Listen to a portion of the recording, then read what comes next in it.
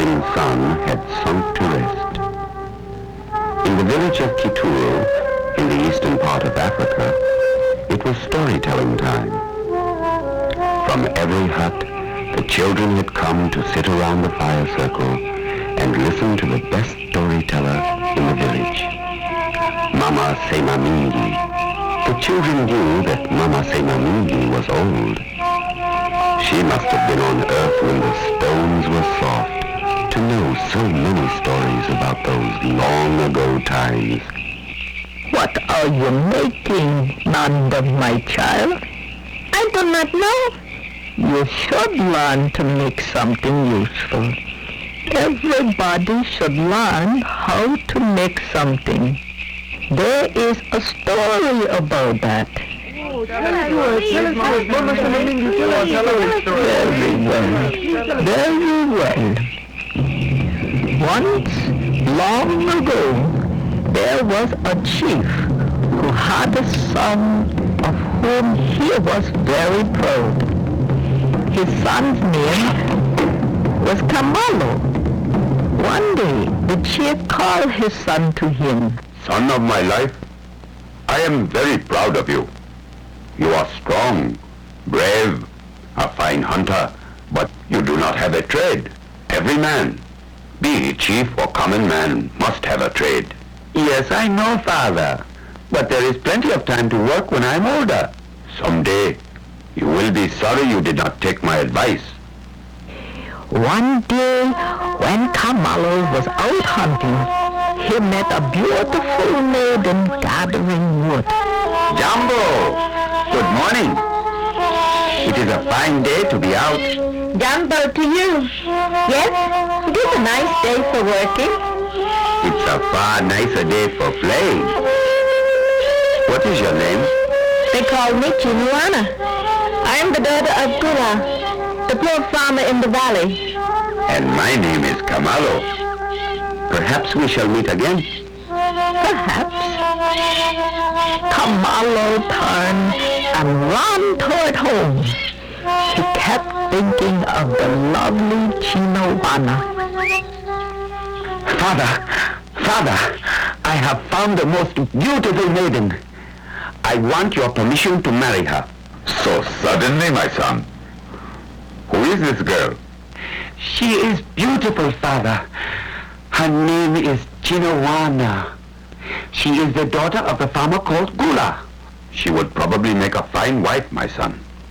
Her father is a good man. But how would you keep a wife? I am the son of a chief. Surely I could do something to support a wife. So, Kamalo persuaded his father to send his uncle to ask for the hand of Chinawana. He seems a fine young man, but what does he do? He is the son of the chief. I know who he is, but what is his trade? The man I marry must know a useful trade. Chiefs can lose their power, and the sons of chiefs made to work for a living. Tell Kamalo that I will marry him when he has learned a trade. Father, if Chinawana also thinks that learning a trade is important, then I must learn one to please you both. So, Kamalo went to the home of Utulo, the rug maker. Slowly, he learned to weave rugs from strings made of hemp.